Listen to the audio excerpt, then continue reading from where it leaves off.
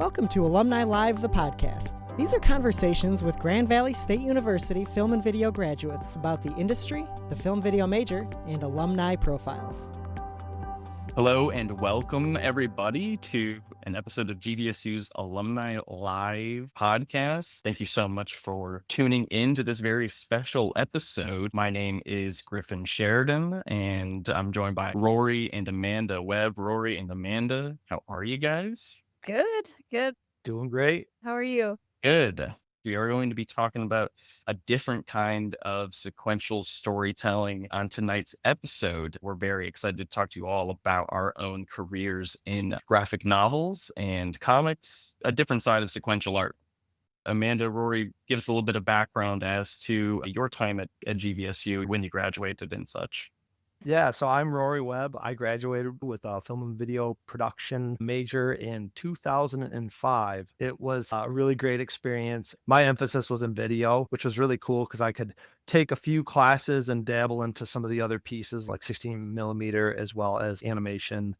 I am Amanda Webb. I'm actually Rory's wife. I graduated from Grand Valley in 2006. I got a degree in art and design. I was very heavily into comics, still am. Again, I'm Griffin, graduated class of 2019 from GVSU. I didn't graduate a film and video major either. I have a communications degree from GVSU. I was about halfway through the film and video degree when COVID-19 hit. I decided that it was maybe better to just go ahead and take the degree that I had finished and see what happens to the world. That is actually what even allowed me to kind of have the time to get into writing comics. I guess that's something we could touch on too, is the specific sides of the graphic novel industry that we all work in. I'm a writer.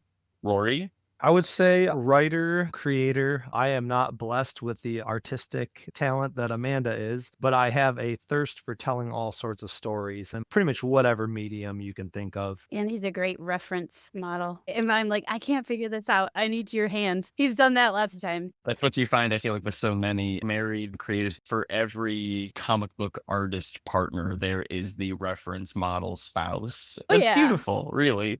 There was a scene that I had to draw in the comic where it was like a guy like flipping. And Rory, famously, you can do a very good backflip. He filmed it on the trampoline. And I just took it frame by frame. I was trying to emulate Steve Scroce. Oh, he's one of my favorite comic artists. He does a lot of that, like really cinematic stuff. Yeah, so I do the drawing, obviously, the illustration, but the book that we make together is more of like a co-written thing. It's a thorough mind meld, I imagine, when you guys are in the same house. That's really awesome. And I imagine makes for some really great creative sessions. That's always so interesting to me. Where like I co-write mostly with my best friend, but he lives on the other side of the country. So everything is always remote and we can always leave something behind. We can walk out of the StreamYard and have our fumes with each other or whatever it might be. Do you find that you guys are pretty creatively like in step, like in sync with each other, or is there a push and pull? I would say so, because we both have similar interests, obviously. It's more interesting because, like, I'll see something that he doesn't, and then he'll come back and pick up on something that I totally missed. And it's kind of like a really collaborative effort. Oh, I was just going to say, there's a lot of times I'll turn on in my chair and I'll be like, so I was thinking, and I could just see it. She's like, oh my goodness, here we go. Here's another change. As soon as the chair swivels around, she can feel it. But I think, it's not so much that we clash or anything. I think it's just making sure we're moving in the same direction. And it's not even so much but I would say at the same speed, because there's ebbs and flows to this creative process. And sometimes maybe I'm not moving as fast and she's moving faster or vice versa. And that, I think, is where it can sometimes get interesting. Sure. Well, there you go, folks. That's what it's like to never be able to escape the side of your creative partner. It should be copacetic. I mean, that's maybe even part of what we're going to be getting into when we talk about the process of making these things. The collaborative nature of it, as is with filmmaking or any other sort of video production, and really any multi multi-pronged person creative endeavor, whether that's music, movies, comics, a team sport, really. There has to be collaboration and understanding, and everyone should be on the same wavelength, but doing it all in a hopefully special and unique way to make something cool. Let's talk about what is the relevance of this to the film video major, folks. What can you do, not just with the degree itself, but with the skill sets that you pick up in these classes? And I think actually this thing I'm talking about, this collaboration, is the perfect thing to bring up when we talk about what's the crossover between making comics and film video work. It's creative collaboration. You have a bunch of different minds in the room that all have a different idea of what this final product could look like, and all have different skills that they're bringing to the project. And so finding all of the right ways and right conversations to have to get to an end result that everybody feels really happy and proud of, I think is the same whether it's comics or film and video. Amanda, Rory, how do you guys feel? I didn't do any film classes, and in art, it's not like a team sport. You're doing it by yourself. I mean, you can show your stuff to other students or whatever. And then there's obviously the critiques, which can be interesting. The critiques is a great overlap, I think, with the film and video stuff. Nobody, I mean, at least I didn't like critiques because nobody likes to hear anything negative about their work, but it is a very useful tool having a room full of other creative people who are in the visual arts, and you all have to put your same projects on the wall, and the professor talks about it, and then everybody else gets a chance to kind of give their 2 cents about it. Yeah. And obviously it's been like 20 years or whatever since I had a critique, but I do remember it was very nerve-wracking, but you would get a lot of good feedback, and then you could take that and, rework the project or whatever you're working on to make it better. Absolutely. And that's not too dissimilar to working, whether you are an artist on a book, getting feedback from a writer or an editor. I'm hoping that it goes both ways with all the artists that I work with, and that I'm going to be giving input on the pages that they're turning in. I hope the artist feels comfortable enough to come to me and say, I don't know if any of this that you're doing with the story makes sense. And of course, then there's editors too, depending on how big the operation might be. But you might also have an editor that's looking over both shoulders saying, I don't know if I agree with this, or that. And you sort of have to put all of your notions about it aside. And if you're making something that's for a big company like a Marvel or a DC, something like that, you'll have to sort of put it aside and say, well, this is bigger than me. In that sense, it's like work for hire, right? It's like going on and making a commercial for a client or something like that. What is going to get us the best result to please the folks who hired us? I do a lot of illustration commissions right now. And so I guess it's similar to that because they'll tell me what they want and I'll sketch it and send it, tell me what you want changed or whatever. And they'll come back with these, I think this is going to look wrong, but if this is what you want, you're the one paying me. So it's similar to that. You just kind of have to put your own ego in check and let the people with the purse strings or whoever's in charge. Rory, do you have anything to add? Yeah, I got a few things. I think about what sort of interests me when going into film and video. It sort of goes into middle school and high school a little bit. I really started to get into playing around with my parents' video camera and making movies and stuff. And I was like, hey, this is pretty cool. It's a cool way to jump in there and tell a story. That went into at Grand Valley, the film and video program. And it was really interesting seeing that new tools I had available from the program. I was like, oh, cool. Look at this awesome camera. This thing blows this camera away. And so that was really cool to have all these different tools that I could make a better product. The other thing was working with people. You think I'm just shooting this movie behind this rickety little video camera. And then you have all these different tools and you suddenly realize I need a team of people to put this all together to make this the best version it can be. And you really start thinking about working with other people. And then in the creative aspect, that's a whole nother animal. You got a lot of people who are just as passionate about these projects as you are. And you work with each other and you try to figure how you're telling the story. And that was a really cool experience. After graduating, I had worked at the public access television station for about 6 years.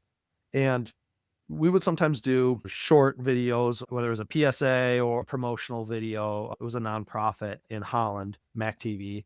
It was really cool to work with these other organizations, these other nonprofits, and they're trying to explain what they want. And you're trying to build this project for them and bring their vision to life, which was pretty cool. And it was cool to go out after I graduated in the real world to really work with people who are doing really great work and to showcase what they're doing and what their vision is for this project. Absolutely. Both mediums have this collaborative nature to them and sometimes have this hierarchy of folks involved as well. We're going to talk a little bit about the business side of it all too later. Everything that I learned in my film and video classes, I feel were very helpful in making comics. Obviously, not the exact technical specs of a camera or what settings to use in Adobe Premiere Pro. Those were not necessarily perfect for making comics, but they were the right tools I needed to do all of the gigs that led me to making comics, I will say, too. Your film theory classes, I think a lot of the things that I learned in those classes also play a big role in how we make the comics, which we can sort of move into in a moment here. Real quick, why are you making comics? I think they're really cool. It comes from a lifelong love of the medium. It's hard to know who came first, film or comics. Both of them are really early loves for me, and both were kind of a pipe dream. And it became clear that one of them was possible on a professional level. I want folks to understand that you can make comics and you can make films at any level with whatever you have at your disposal, and you don't need any sort of distribution or anything to make you a comic book writer or a comic book artist or a filmmaker. You don't need any sort of validation besides your own, really. But of course, there is some sort of switch that flips in your brain after you get paid to do it. I think that's just the nature of where we live and the lifestyle that we all have to survive out here. But I love comics, and it became clear that there was maybe like a North Star on the horizon for me. I spent a lot of time doing film and video stuff, like doing multimedia projects, podcasts, and YouTube videos, and running people's social media. That's how I even fell into the right areas and stumbled through the right doors that led me to making comics professionally. So it's all this tangled web, really, for me. Amanda, why comics? I started reading them when I was 9, so it's been a very large chunk of my life. The X-Men issue number 1 with Jim Lee, which is iconic, of course. Everybody loves that one. So I've been an X-Men girly for my whole life. I don't really read it anymore lately, but it holds a special place in my heart. I think that and cartoons have a big influence. I don't know if you do like storyboards when you write, or is that more the artist? I think it's different for a lot of folks. The way that I will write a script is basically like, how can I storyboard, but with words solely? At least that's kind of what it feels like for me. So again, the skills that we're picking up in the film classes, the storyboarding and whatnot, was very important in my creative process. So it is very similar. Yeah, because even when we were working on our comic, we wrote the script all the way through, and then I went and did thumbnails, like really, really loose panel positions and stuff. But even knowing where the camera, quote unquote, is in each panel, Rory helped with that a lot. He's like, okay, there's these rules in film, like you can't cross the line or whatever. And he was explaining that to me. And so I think there's a lot of overlap, like storyboarding to comics pipeline. His film knowledge helped me figure out what rules not to break, or if I was going to break them on purpose, Absolutely. There are no rules. There are guidelines. There are fence posts that we like to pay attention to make sure that there's clarity. Or sometimes you want to throw the clarity out the window too and just say, nope, we're going totally off the beaten path. Going rogue. Bring it back to the X-Men, going rogue. Yeah. Rory, did you, how about you, man? Yeah, for me, it was a different path. Like, I haven't been a huge comic fan back in the day, but a lot of movies really struck me, whether it was Labyrinth or Willow or even like Aliens, all those great movies. Amanda mentioned it too. Cartoons, Teenage Mutant Ninja Turtles. Man, I love the 80s version. I'd even say a lot of video games, especially like the role playing games. I remember playing through one of the early Final Fantasies and chugging along. I had no idea what was going on and just got pulled into the story. Final Fantasy Yeah. 4, well, it was 2 at the time, but one of the characters like died. And I was like, what is going on here? This is crazy. That was some of my early inspirations. I think just telling a story and pulling some type of reaction from somebody's just Yeah. one of the coolest feelings in the world.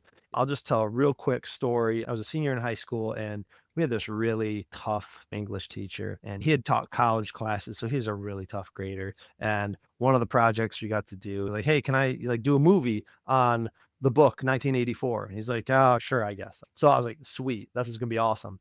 And so I made this movie. There's just like a 15-minute movie based on the story. And we played it. And I just remember he was just staring at the TV with a smile on his face and like wondering what was going to happen next. I was like, man, I made that guy have that look on his face of wonder. And I was like, how can I do this more? What else could I do this with other than movies? And of course, jump into other mediums from there. Yeah, that's sort of the answer to the question on a more heady level beyond just why comics. It's more so the emotional response from somebody, being able to pull some sort of ethereal something or other out of your mind and then to put it into some sort of physical space, a comic, a movie, a video game, theater, music, to put it out into the world and then have it resonate with somebody is a thrill that is hard to describe. It is a rush of dopamine that nothing else can really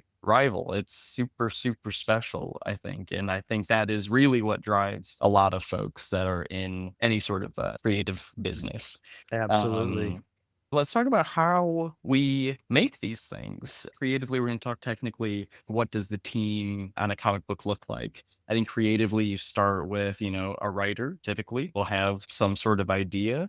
Or maybe if it is, again, coming from a more corporate side, an editor has an idea, reaches out to a creative team, typically a writer first, to say, hey, we have this idea. How do you feel about it? Would you be interested in working on this? Or a writer will go to an artist and say, I have this idea. How would you feel about working on this? Is this something you like? Do you have the schedule for it? Comics is super weird because it's like instant gratification where if everything just lines up, you can have a finished product in a few months, really, depending on like the scale of it. Let's say it's a traditional 20 to 22 page comic book issue. You could have that finished in 2 months from we need a script to, okay, here it is. I'm holding it in my hands. A lot of other mediums, film especially, can take a long time, but creatively, it starts, I think, in a really similar place. I have this idea, and now I need to assemble the team around me. Comics can be such a close-knit, tiny team of people, but so can independent filmmaking. It really just depends on the project. It doesn't have to be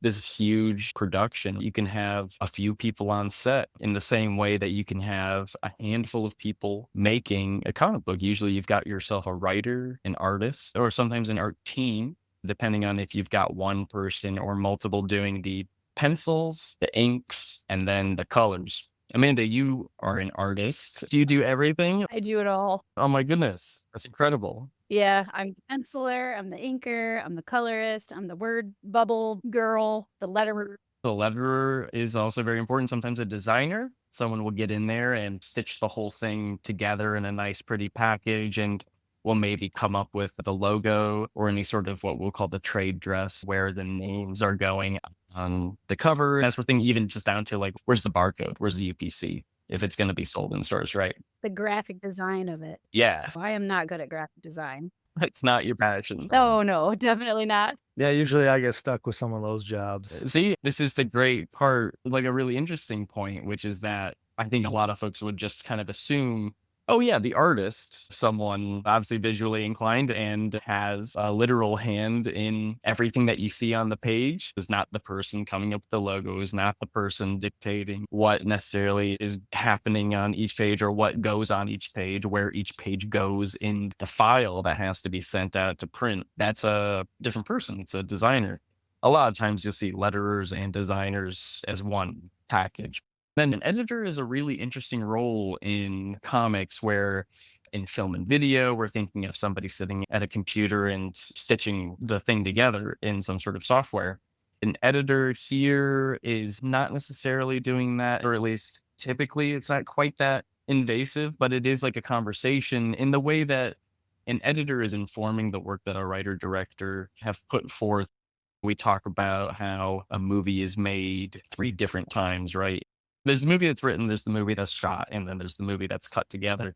And they can all be really different. But an editor in comics is sort of more like a producer, maybe for film and video, saying, well, I'm listening to what your goals are with the piece. And I think actually you might want to do this instead of that, and making decisions that will get them closer to what they think the director is trying to do. I think that's about it for a team. Would you guys say so? Yeah, I mean, we're a 2-person team. So many people wear so many different hats, right? Yes. Yeah, that's for sure.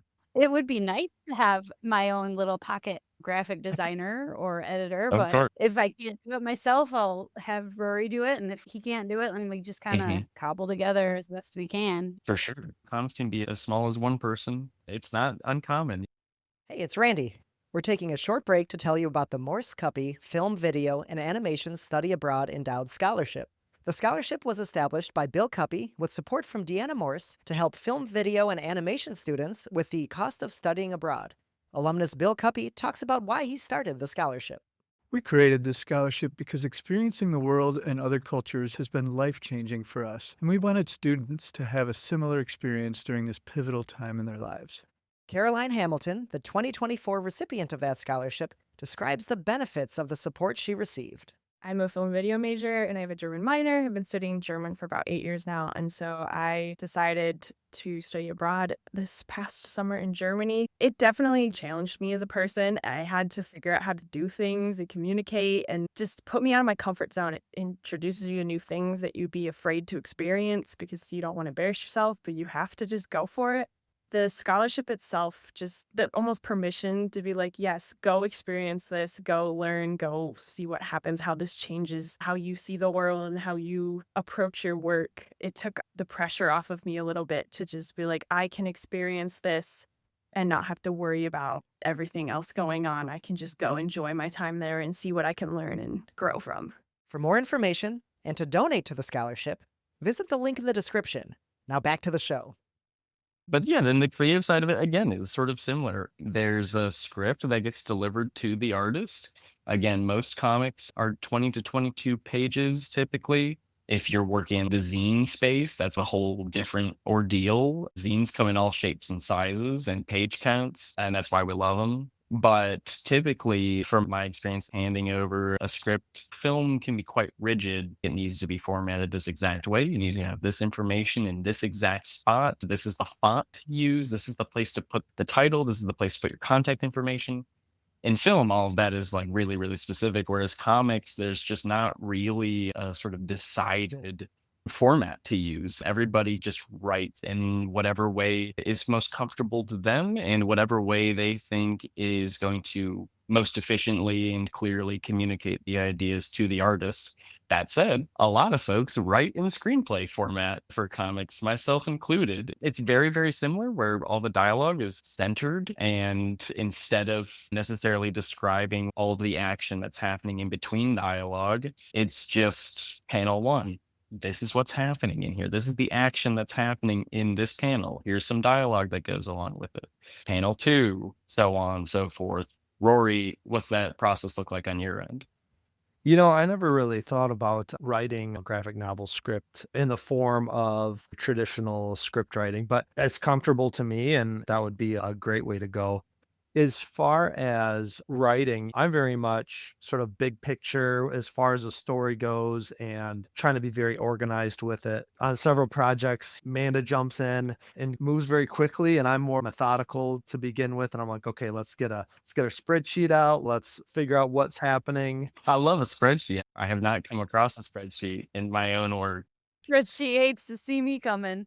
I can mess it up every time. For every spreadsheet curator, there is a spreadsheet messer-upper. Oh, yes. Definitely. I know with The Ascendants, the graphic novel we worked on, we actually started with index cards and did that in film video. Here's all the scenes that I want. Uh-huh. We decided that, okay, these are all the scenes, and then laid them all out. And we're like, what's the best way to tell this? In what order? We would add things. We would jump between a primary story and a secondary story. That helped really seeing that whole thing and really trying to work on the flow of the story. There are so many ways to do it. I think it's really interesting, you guys have the note cards, and I suppose you could definitely do that remotely, but you guys being in such close proximity to each other, you get to just exchange the note cards and look over the note cards and everything. And that's something that I feel like is a good both point of comparison and contrast between filmmaking. Filmmaking, a lot of times, everyone is there on set, everyone is in the same room when making the thing itself, whereas comics is often remote. I mentioned it earlier. My co-writer, Ethan S. Parker, lives on the other side of the country, and that's always been the case. And we've written so many books like that, where we just get on the phone or we're sending emails or texts back and forth. We have only met one artist that's worked on our books in person because that's just how it works. It Oh, all wow. happens Yeah. over email and Dropbox. I think sometimes it can be a really lonely experience. There is a lot of solitude. That's part of the reason why I love having a co-writer. It feels a little less lonely, the two of us going back and forth and having someone to bounce ideas off of. But certainly I know a lot of artists that are like, I have to hop on a video call with other artists and we all chat while we draw because it makes it a little bit Oh, easier yeah. to hang out and draw comics instead of it being a very lonely time. Sitting alone in the dark drawing. Yeah. And of course, filmmaking, a lot of the times everyone's on set. What I'm trying to say is everyone on the comic book side of things is more like the film editor, where it's just like, I'm at my Yeah. computer for 14 hours a day, man. But there are ways around it. And of course, it's so great that you guys get to be in the same room because when you are in the same room, I can speak to the couple of times Ethan and I have been able to do this. The energy can be quite different than over email, of course. Oh, yeah. Sometimes I'm at home and he'll be at work and I'll get an idea and I'll send him a Discord. But since you work with people that are so far away, like having the technology today, like with texting and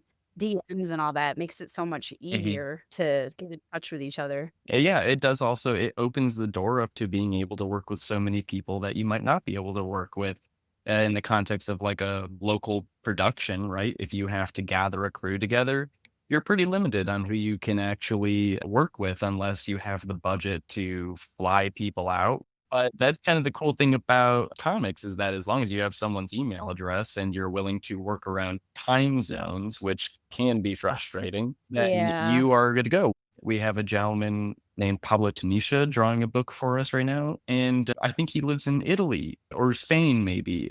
So you're getting emails from him like at weird hours of the night and he's, vice versa.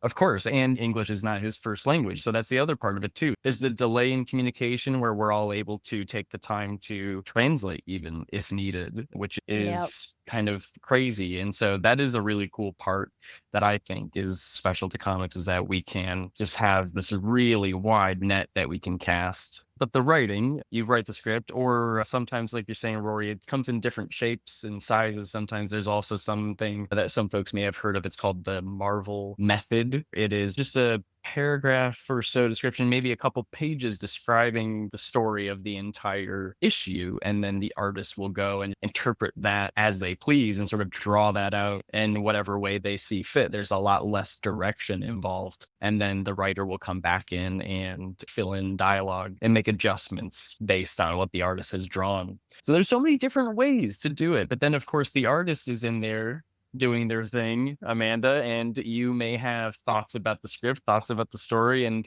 you're making judgment calls on that sort of thing, or maybe bringing Yep. things up to the writer. And that's where the collaboration really kicks off is once the artist is on board and doing their thing. And then there's the back and forth on what is this thing actually going to look like. So again, just like in film, there's the comic that is written, there's the comic that is drawn. Comics being very serialized, sometimes the writer is thinking just way, way, way ahead than an artist might be.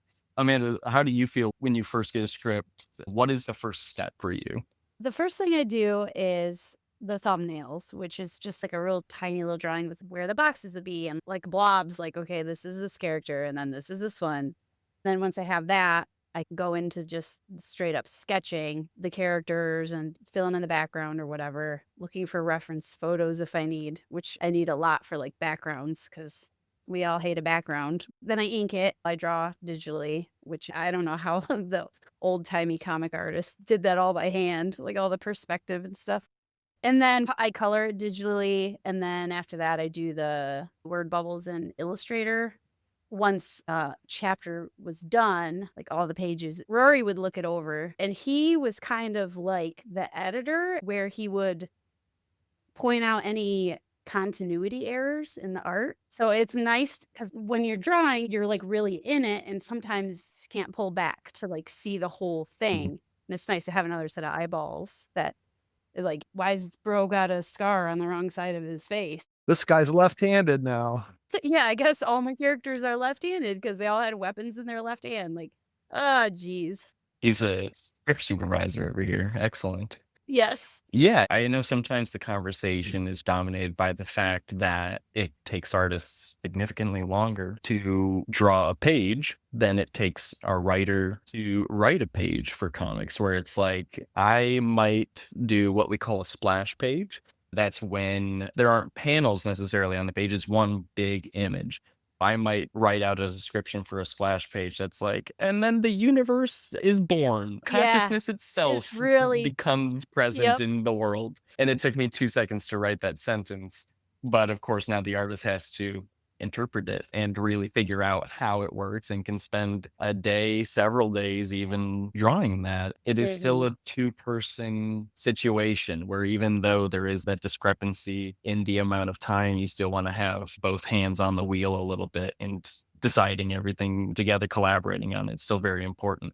Well, and I think that's, at least as like a writer and creator, that's where I felt like, man, what can I do to help this process? Because I feel like I need to be doing something because I know it takes a long time.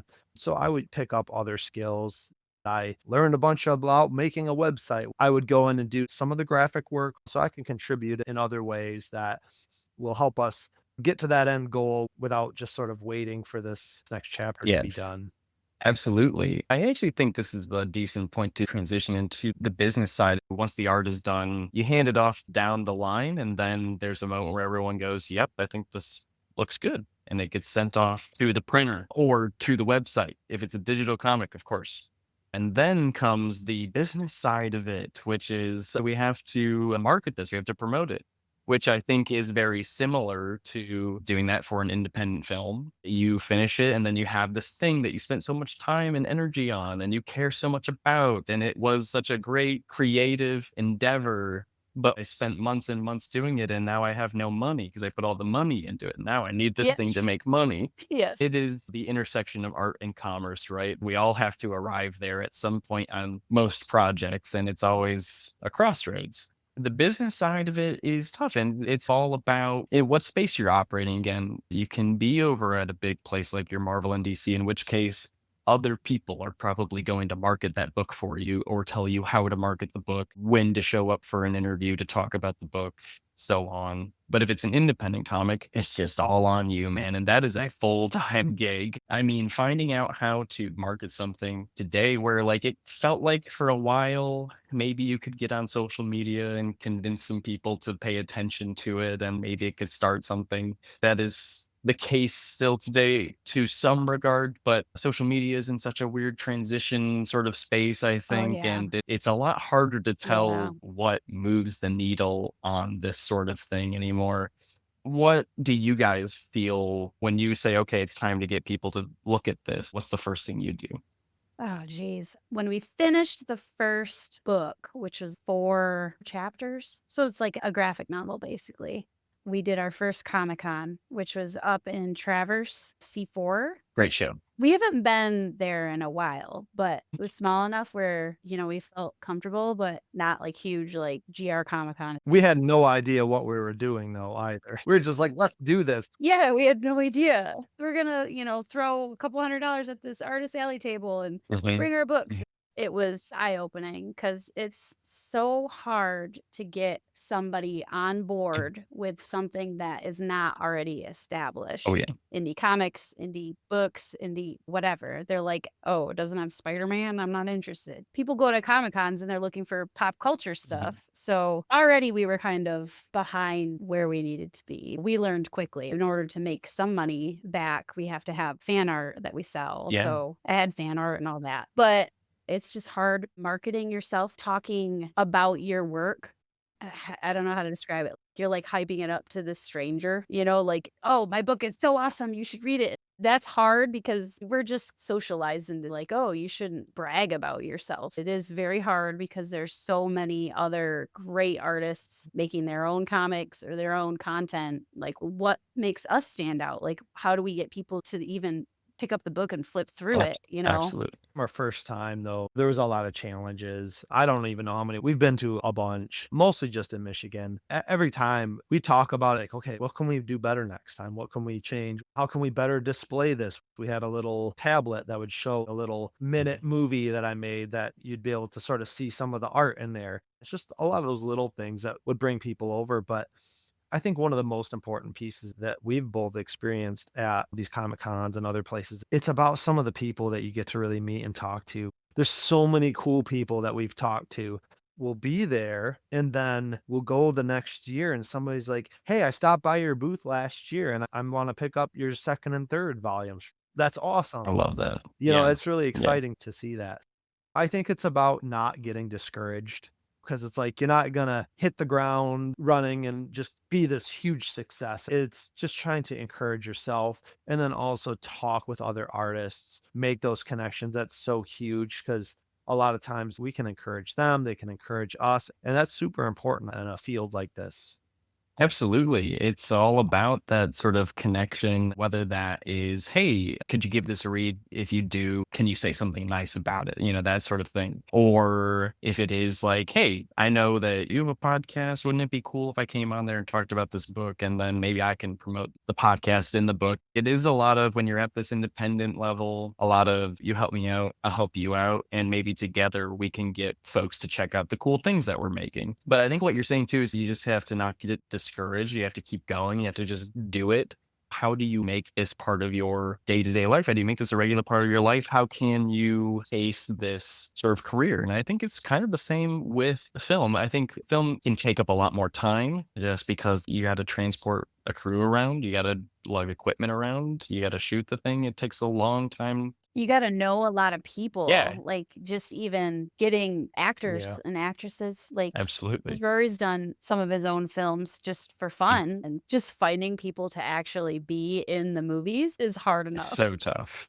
Not getting discouraged is really a huge part of it because it can be really difficult to take this thing that is a passion for you and developing it. If you decide that's the move you want to make, because I do think it is a question that you should ask yourself is, do I want to take this passion of mine and turn it into my livelihood? Do I want to turn it into this thing that I do so regularly that I will call it my job?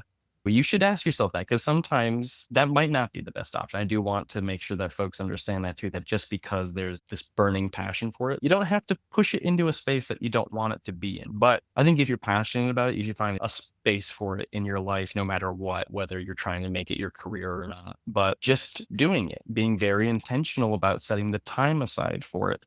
You don't have to quit your job to chase your dreams. Oh, Turns yeah. out these creative endeavors, they don't pay so well sometimes. We don't want that to be the case, but sometimes it is. But I would say just being really intentional about it and making sure that you are setting the time aside is really the only way that you'll ever get it done. And stop waiting for like Yeah. that perfection. Just do it. Another thing I'd like to add, like, you just starting it is hard enough, but then you'll go and you'll be like, oh, I can draw better. I should go back and redo the old stuff. No, just leave it. Keep moving forward. You could spend your whole life going back and redoing the same thing over and over again and making small things better. I look at my first couple books and I'm like, I could draw so much better than that now. But back then, that was my talent level. And obviously, I've grown as an artist since then. But the big thing was I just had to keep moving. I have to just keep going. Don't stop. Don't go backwards. Mhm. I think that's a very important point to make. Not getting stuck on some of the details. Even some of the more recent film projects that I've worked on, you'd be going through and maybe editing a scene like, oh man, I wish this scene could have been different. Maybe I should go reshoot this. No, just get the thing done, because you could just go shoot a whole new movie, a whole different movie. The other thing too that I learned over the last decade is, Mhm. I went to school for film and video. Do I enjoy making movies? Absolutely. Do I want to continue to do that? Yes. But don't be afraid to pivot, because maybe you'll find I like writing stories as the basis of a graphic novel. There's a whole lot of other ways that you can tell stories without it being a live action movie. Think about those other opportunities and avenues and experiment a little bit. Absolutely. I always think about like some very famous writers, directors, and filmmakers like George Lucas and him being like, I hate directing movies. That's hilarious coming from the guy who gave us one of the most prominent and influential movies of all time. It takes so much out of you. So maybe there is a better avenue for you, one that you hate less, even if it is a passion. But really, all it is stringing together images to get a reaction out of people. That's all we're doing when we're writing comics, when we're drawing comics. It is all about what is image 1, 2, 3, A, B, C, and what is the effect that happens when I put them all right next to each other. And so maybe there is a different space. So yeah, definitely don't be afraid to pivot. Before we close it out, what are some things that folks can go and find that will maybe make all this conversation a little bit more concrete, to put it all in a bit more context? Myself, I've been making comics for a couple of years now. At the moment, there's pretty much just one big one that you can go and find, and it's a book called Kill Your Darlings that Ethan S. Parker and I wrote. Bob Quinn drew, and John J. Hill lettered and designed through Image Comics. It's a horror fantasy Ethan and I worked on while doing multimedia stuff with other comic book creators. We made podcasts and videos for other folks like Ryan Stegman, Donnie Cates, and Brian Michael Bendis. Through all that, we said, don't pay us, just help us make a comic book. So that is exactly how we got to making our first book, and we're really, really proud of it. You can find that in any comic book shops that carry Image Comics. The trade paperback collection is out, so it puts the whole thing together. The single issues have been done for a little over a year now. You can check that out, and maybe that will make the whole thing make a little bit more sense. Amanda, Rory, where can people find your work?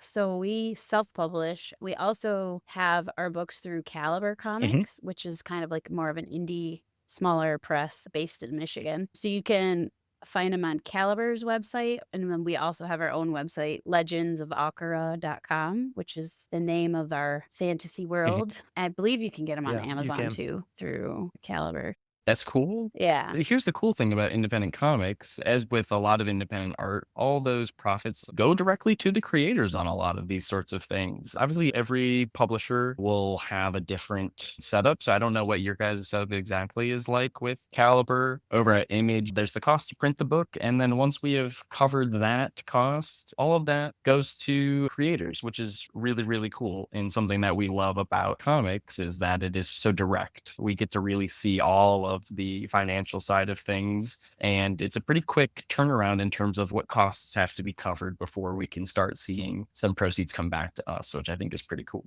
Last question here. What experiences have you had at Grand Valley State University that have shaped or impacted your work and life positively? So I currently work at Grand Valley, and we have a lot of student technicians that work for us in IT. We, of course, occasionally have the film and video students there. And, it's really cool talking with them about their projects, sharing some of my experiences, some of my projects, and they'll tell me all about their projects. They're like, would you want to see it? I'm like, heck yeah, I want to see it. It's so cool to be able to see that come full circle. I'll tell them some things I liked about it, some honest feedback. It's really cool to be able to give them some of that support that I had when I was going through the process too. Mine would probably be just a lot of the people that I met while I was a student there. I mean, I'm still friends with some of the people that I took art classes with. Sometimes we'll yap about art and what we're working on, and that's really cool, just sharing ideas and the projects that we're currently working on or have worked on in the past. Absolutely. A lot of it is all about those connections that you make, those peers surrounding you for a few years and keeping in touch with them because it is a shared experience and there's an understanding, there's a kinship there. I don't even know where to begin in terms of the experiences I had at GVSU. Having that support system that came out of the film video program supporting me as I was like, actually, guys, I think I'm going to go make comic books, at least for a little bit, was really important. But again, so many of the skills that I picked up in not just like a screenwriting class, but your film theory classes and taking the time to think about how images affect people and how we can get these emotional reactions, what causes the emotional reactions. That's all stuff that I carry in my work. Whether you are a film and video major, whether you end up getting the film and video degree or not, at the end of the day, that doesn't matter. What matters is your experience while you are there, no matter your major, no matter the degree. If you can walk away from it with something that you feel shaped you, I think that's really crucial, really important. And I would say my time at GVSU was exactly that. Amanda, Rory, thank you for coming on. Thank you for chatting with me. Really quick, where can folks find you? Social media, Instagram, I'm primarily on there. My handle's Legends of Akira. Our website, legendsofakira.com. Yeah, and of course, always look for us at any Comic Cons or any events locally. And, if you see Legends of Akira, we'll be happy to talk with you at the table. Excellent, man. I typically go by Griff Sheridan online, GRIF. So that's on Instagram and Blue Sky. There's actually a lot of comic book creators on Blue Sky. So if you are a budding comic book creator, there's a suggestion. We found our Artists for Kill Your Darlings on Twitter. So you can never underestimate the power of the internet. Thank you so much for listening to this episode of Alumni Live. And of course, we'll see you guys in the next one. Have a great night.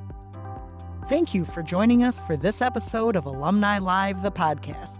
Subscribe to our podcast to hear more from our alumni across the industry.